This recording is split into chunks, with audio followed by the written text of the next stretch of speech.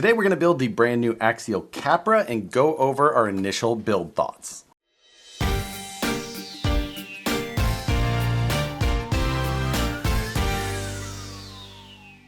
What's going on, everyone? Today we've got the new Axial Capra. This is the newest kit release from Axial at this time. I'm going to go through and build this entire kit, noting interesting portions and filming up close those items as I go. And then we're going to cut back and we're going to go over each of those items, just talking about the interesting points, the bonuses, the pros, the cons, all of the things about this brand new truck to see if you're interested in picking one of these up. Just to go over the broad strokes of this, it's a 1.9 based rock crawler. It's made to be scale, but made for performance overall. So really trying to focus on the crawling performance in the rocks. It's probably a little bit less of a normal trail truck compared to something like an SCX-10-2. This is really made to give you the highest performance in this type of scale when you're on the rocks. And there's a number of things that they've done to this to try and achieve that. The first thing is that it uses a wider axle than you may be used to. This is what many people refer to as XR width,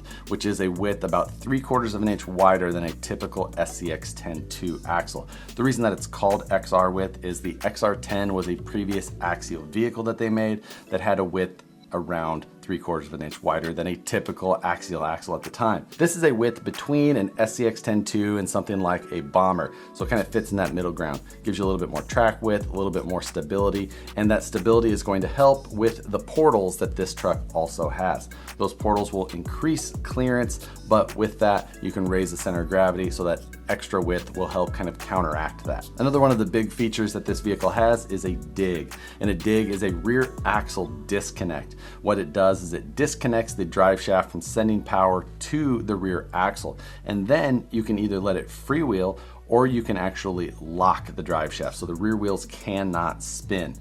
That's useful in a number of ways. It's nice for tight maneuvers, being able to turn tight. It's also very handy for steep climbs.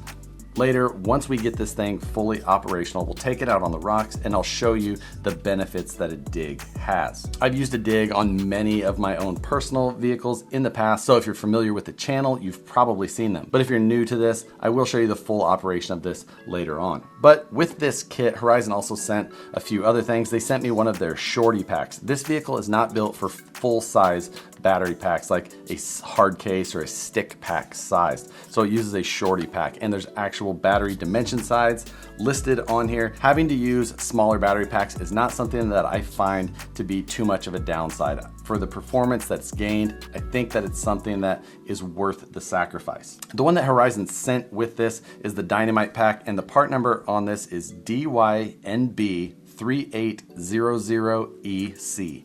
Now, this is a 2S 4000 milliamp pack. I'm not much for one to use 2S packs. If you're happy with 2S LiPo, then this would be a good option for you. However, for myself, I prefer 3S or even 4S at times. So that's what I'll be using. But this is a good option if you're looking for something to start out with. The dig on this truck does require a mini servo. The Spectrum SX107 is one that was sent to me and is known to work in this vehicle. So others I'm sure will work, but for now, this is the one that I'm going to be using. As time goes and we find more cross compatibility, I'm sure that we'll be able to list those. In the past, I found that full-size servos are usually a little bit more reliable, especially when trying to take the truck from fully locked back to four-wheel drive. So we'll see how this mini servo handles it. I was also sent this brushless Spectrum servo. This is the S6390BL. This is around 300 ounce-inches of torque. 300 ounce-inches is somewhere around the minimum I would suggest someone using. I like to use the Futaba servos like the S9177SV. That's going to give you significantly more power, extremely strong as well. I'm gonna install this one. We're gonna see how it works, see how I like it for now. And then with that, I was also sent an AE5L ESC as well as an Axial sealed can brush motor. These items are good starter items if you're looking to just pick up some bare bones items to install. So if you wanted to do that, this is the Axial AX24004. This is a 27 turn sealed can motor. It's a very basic motor, just as basic as you can get. And then the AE5L, the nice thing about the L is that it has the LED outputs. That is a nice touch. They also sent me the LED strings, as this truck does have some LED light buckets. So these two combined together would be a nice option for this. The ESC is DYNS2213. And then this light string that they sent is AX31481. Now, along with all of the parts that they sent for the new Capra, there's a number of other things that I've got here. Now, this vehicle does come with plastic beadlock rims, but no tires. So for me, I did pick up a set of tires. These are the Proline Crawlers. These 1.9 crawlers are 4.75 inch tall tire. Nice tall tire. I really like these tires. I use them on a number of other trucks. And then rather than using the plastic beadlocks that are in there, I am going to install a set of Vanquish Orange Method 310 wheels. Yes, another set of orange beadlocks. With those, I've got two different widths of hubs here because I'm not 100% sure what's going to clear on this vehicle yet. So I picked up a set of 225s as well as a set of 350 SLW hubs. As always, I'll have a full breakdown of all of the parts that I've got on this truck on my website, harleydesigns.com. It'll give you just a full build breakdown. As this truck progresses and items may change for me in the future, that list will stay updated. So what you see on the website, depending on when you're actually watching this video, may be different than what you're seeing right now, but it'll give you some ideas of where I've taken it, as well as a full list of all of the videos that this vehicle is featured in so that you can see everything in one spot. So enough talking, let's get into the build.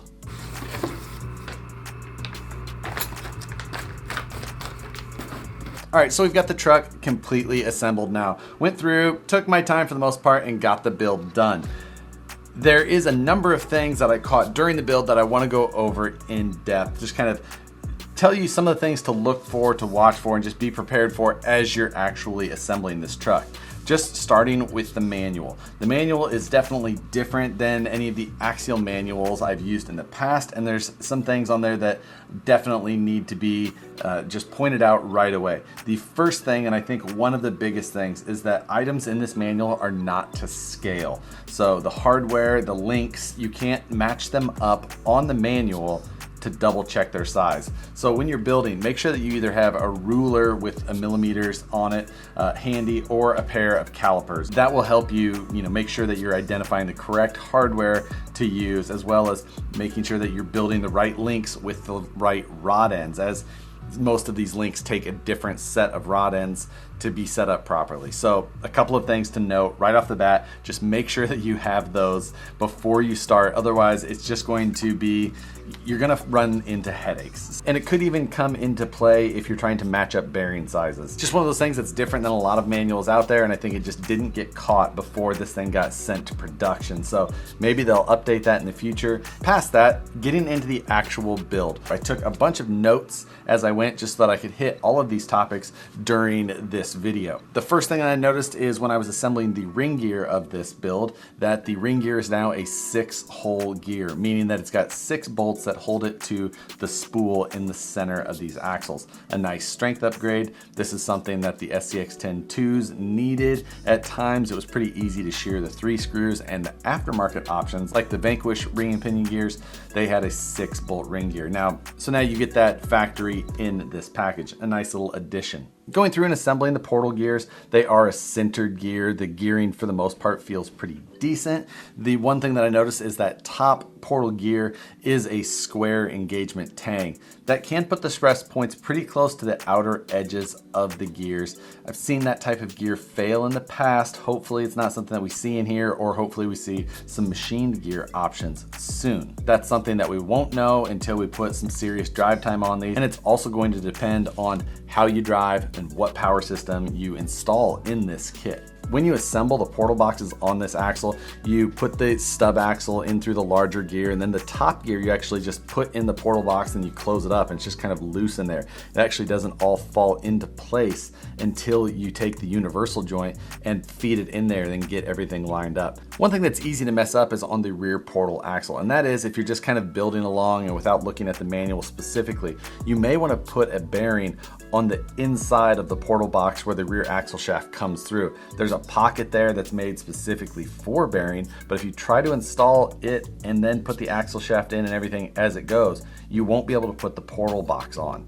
It's like they initially planned on putting a bearing there. It's a place that I would probably like to see a bearing personally, but it's like they were going to put one there initially and then made some changes and ended up taking it out and just leaving the pocket there. Probably something that changed during testing and those factors. I don't know why else there would be an actual bearing pocket there and then not able to install one. Pay attention to the manual. You only put a bearing on the outside of that upper output shaft. Moving back to the front axle, this axle does have universal shafts on the portal axles. We don't often see that on portals like this because if you use a CV style joint, you can kind of bring everything into the portal box and reduce the amount of scrub steer you have a little bit. This one, they made a trade-off and went with the universal style instead, but I think it'll pay off as far as the actual strength of that shaft goes. When building these axles, there was something else I actually ran into, and that is that I initially put the pinion bearing in on the center ring and pinion, and I felt that it was way too loose and something felt off. What I found was that the pinion bearing in this axle is a 5x14x5 bearing, which is typical for a pinion bearing on something like an SCX-10-2 or something similar to that. But there's actually another bearing in the portal boxes, which is a 5x13x4. So a similar OD, just they're larger than most of the bearings you see, but they're 1 millimeter shorter and 1 millimeter thinner. So you might grab one by accident and the fit might not be right, or you might not be able to get it into the portal box properly. Just make sure that you're paying attention, get those calipers, measure the bearings, and make sure that you're putting the right bearings in the right locations. The overall quality of the parts on these axles felt pretty decent. We'll see how they hold up. At this point, I feel like we'll probably see pretty decent durability out of them. I don't think that these are made for rock racing. I think that these are made for rock crawling, so I doubt that that's their intended market. And if you use them in that way with the extra leverage of a portal box, I could see you possibly being able to snap a housing. But if you don't, if you're using them where they're intended, I think that you're probably going to be in pretty good shape. Now, as we mentioned earlier, these are a wider axle. I built this truck with Vanquish wheels, and I was able to fit a 225 hub on it, which is the narrowest Vanquish hub that you can put on those wheels, and everything just barely clears. So it tucks everything in there pretty well. Overall, my width on this truck is pretty reasonable. It's not nearly as wide as you would think. I'm at 10 3/8 inches wide outside of tire to outside of tire. That's pretty decent. That's probably only around 1/4 of an inch wider than a lot of my SCX-10-2 width axled vehicles. So that width on these axles and this style truck, I think, is going to be a really nice fit. Now, depending on which wheels you're using and which offsets fit, or if it doesn't have adjustable offsets, you may end up with something much wider, somewhere much closer to 3/4 of an inch wider than a normal vehicle that you may compare it to. When I took the shocks out of the package, they were almost appeared to be partially assembled, but that really wasn't the case. Basically, the lower plastic cartridge was screwed on. You need to take those off and actually put the seals and everything in those shocks. They're not assembled in there, they just put them on there for packaging. So you need to make sure that you take that apart and build the shocks to the instructions. These shocks do not have a bladder, so they're an emulsion style shock. I filled it with oil until when I had the shock completely collapsed, the piston was right at the top level of that oil. Then I took the shock shaft to about half travel and screwed on that top cap. From there, I compressed the shock just to make sure that nothing came out of that bleeder hole. Then from that point, I took the shock shaft back to half stroke and installed that bleeder screw. During building the shocks, I took and put a little bit of shock oil onto the shock shaft and the threads and didn't tighten that lower cartridge until I had that shock shaft all the way through there, and then I actually tightened it down. That way the shock shaft could go through those seals with less resistance, and that way I didn't risk damaging them. There are 2 full sets of springs included in this kit.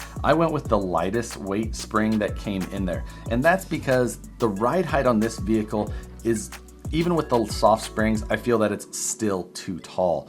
It needs to be brought down quite a bit. I think that the lower links need to be completely level at ride height. And right now, it wants to sit a little bit higher than that. Now, I don't have the ESC in there yet. I do have a battery and a placeholder motor, but still, again, a little bit too high. So we're going to have to do a little bit of shock tuning, maybe some spring tuning. We'll see how we accomplish that. But we definitely want to get that ride height down. In Horizon's promo videos and pictures and things like that, you can tell that the ride height is just much too tall, and it just needs to be addressed right away. Now, there's a number of steps in this manual that are either very unclear incorrect or just don't show you enough information to proceed. The first step that is incorrect is the screw that holds on the drag link and tie rod on the passenger side knuckle. It shows a screw that is too short to actually hold that on.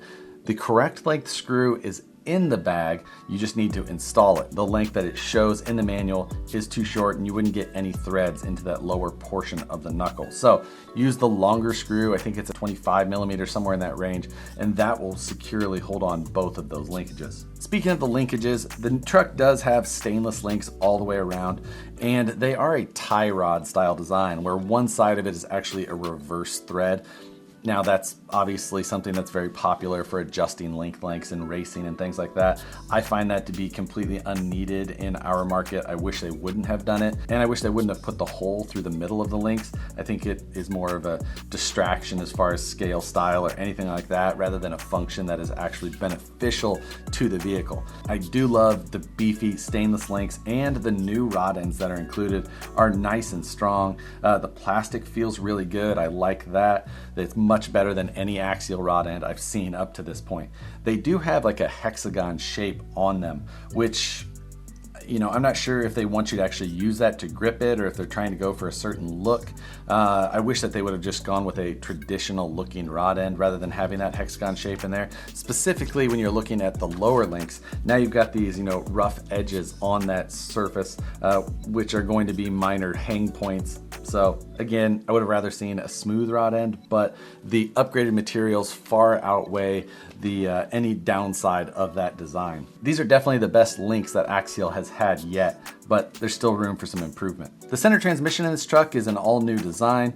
The only thing that is familiar is the final gear in the transmission, which is basically that standard 52 tooth gear that we've seen in so many of the Axial 3-gear transmissions, but that's pretty much it.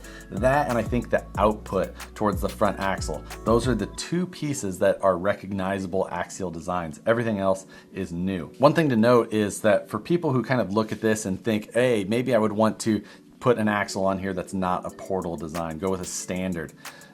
You don't want to necessarily just do that, because since this is a portal design, it is using the gear ratio in the axles to get the final gear ratio where they want it. So that center transmission doesn't have nearly the reduction that a typical transmission would have, maybe in a vehicle that has a standard straight axle. So don't think you're going to be able to just easily do an axle swap without adjusting your gearing significantly. And being that this has a new style spur gear that actually meshes with a fixed idler gear, I don't know that you can actually adjust that spur gear at all unless they were to sell you some sort of combination spur gear and idler gear. And that may not make any sense until you actually see what I'm talking about, but there's a spur gear, and then normally you would mesh the pinion gear of your motor right to that spur gear. Well, in this one, there's actually that spur gear, then a little idler gear, and then you mesh the pinion gear of your motor with that smaller idler gear. And I think the whole point of that was just to try and keep everything low and compact, but it definitely limits your adjustability. So the only thing I think you're able to adjust is the pinion gear on your motor. The other reason I'm having to guess about this gearing situation or how much you're able to actually adjust it is because there's nowhere in this manual that actually provides a gearing chart. Most all manuals have a gearing chart showing you what you can adjust and what the final ratio will be with that adjustment. Not the case in this manual. So I don't know how large or how small of a pinion you can even go on the motor. You're just gonna have to figure it out with trial and error. The top shaft that spur gear actually bolts onto, the assembly of that in the instructions also very unclear. It doesn't actually show the direction everything needs to be assembled. It actually looks like the top shaft is inserting from the back side of the transmission, where that's not actually the case. You actually need to put the top shaft in through the front side of the transmission, then follow it with a bearing and the pin and the gear, where the manual does not show that method at all. And I think that that's actually a mistake, not just something that's unclear. Now this truck does come with a dig, basically all the parts you need in the box to set up a dig. You just need that servo that we discussed at the beginning of this video. Now in the manual there's also a note that says use spacer for full-time four-wheel drive, no dig function. What's not clear about that is that there is no leader from that note pointing to the spacer that it's talking about. So unless you already know what a dig is, or you're really kind of studying what it looks like, you may miss that. And even if you want the dig, you may actually install the spacer that they're showing just because it is so unclear. But once you get it all figured out and you get it assembled well, the dig does feel like it, shifts properly at this point, at least by hand.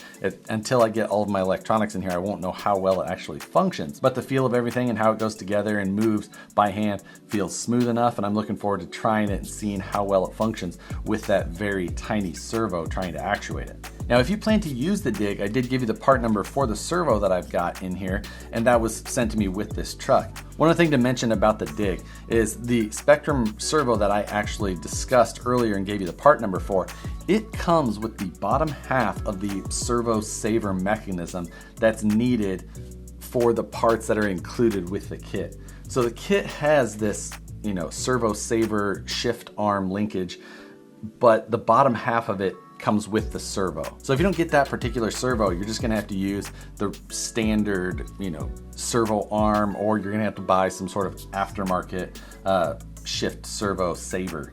It's a pretty minor little thing, but it was something that I was surprised to see packaged separately like that. But if you just want to take the easy road and make sure that you have everything, pick up that Spectrum servo and just save yourself the trouble. From that transmission going outwards, we've got the Axial, very familiar wild bore HD style drive shafts. The manual on these, again, an unclear area. Front and rear, these drive shafts build almost identically, so you're not going to really have much of an issue there. However, they don't really show that actually it is a short and a long female on each of them, and then there's a short male that goes in the front and a long male that goes in the rear. The manual just looks like everything's the same, and there is no indication of how that's supposed to go together. There was actually a clarification on that posted by Rich from Horizon, and that's how I knew how to get this built properly. From there, we move on to the cage. Now, the cage is, nice and compact. The material, once everything is put together, feels nice and rigid. Everything kind of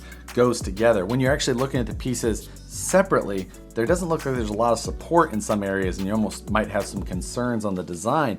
But once you start tying in everything together, it just starts fitting well, and just this whole thing comes together at the end and feels really solid. I actually really like the design of this. Pretty excited to see what we can do with it. The battery box, as we discussed, sits up in the front, and it's made for shorty packs.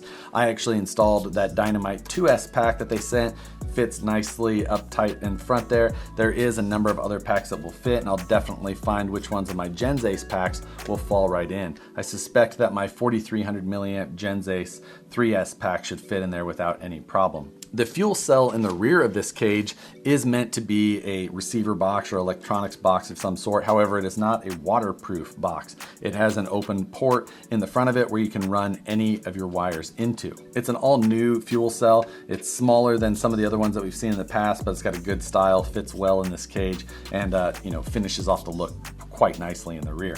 From there, moving on to the interior and body panels. These panels are super thick, and I imagine they're going to be very durable for that reason. I don't think that we'll be wearing through these anytime soon, but overall, just the feel of the body panels is really, really nice. The interior is all new. It's a much tighter size than the Bomber or the Spawn or any of those that we've seen in the past, since this cage is narrower. So for guys like me who are always looking at these interiors, figuring out what other projects I'm going to be using them in, this one is another one that I feel is going to help kind of fill out the range of Axial interiors that help us with our custom projects. This truck doesn't come with any electronics, with the exception of an LED light bar that goes right here across the top. Now, that's unexpected and a nice little bonus. It's got an LED strip on the inside there. There is no lens on the front, just the LED strip inside. And then it looks like it was held in with just some hot glue, which I would say is not very evenly, put in there. I think it was just kind of put in there by hand quickly.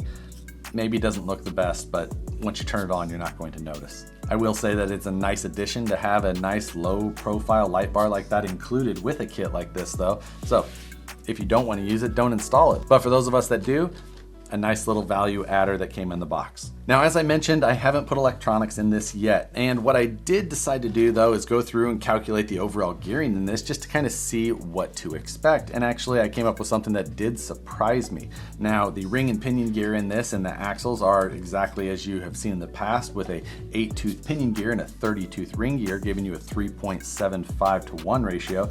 The portal gears are a 12-tooth top gear and a 23-tooth bottom gear. That gives us a 1.92 to 1, nice and deep in the portal box. So that gives us an overall axle ratio of 7.2 to 1. Then we get to the transmission. Now, the internal ratio on the transmission is just 2 gears. That's a 52-tooth bottom gear and a 30-tooth top gear, which gives us an internal ratio on that transmission of 1.73 to 1. Overall, it's a pretty high number. A typical axial 3-gear style transmission is 2.6 to 1. So you can tell a pretty good sized difference between them. Then we've got that spur pinion combo with that idler gear. Now, using the factory pinion gear, you get a 34-tooth spur gear included and a 14-tooth pinion gear, therefore 2.43 to 1. Total of the transmission as a whole is only 4.2 to 1. That's something that's less than even a lot of times just our regular spur and pinion ratio. So you got to really make sure you know what you're doing if you're trying to look at using that transmission in other applications. But combining that transmission ratio and the axle ratio, this truck overall is only a 30.27 to 1 ratio, which is much faster than I was expecting. So I'm actually, instead of going with my typical 3000 kV motor, I'm only gonna go with a 2300 kV or somewhere in that range on this truck, and probably stay with 3S. I think that even at that, it's going to be pretty fast. There's a good chance that I could even look at trying to drop some teeth on the pinion to try and slow this thing down a little bit more based on that. I am surprised to see that little reduction through this vehicle.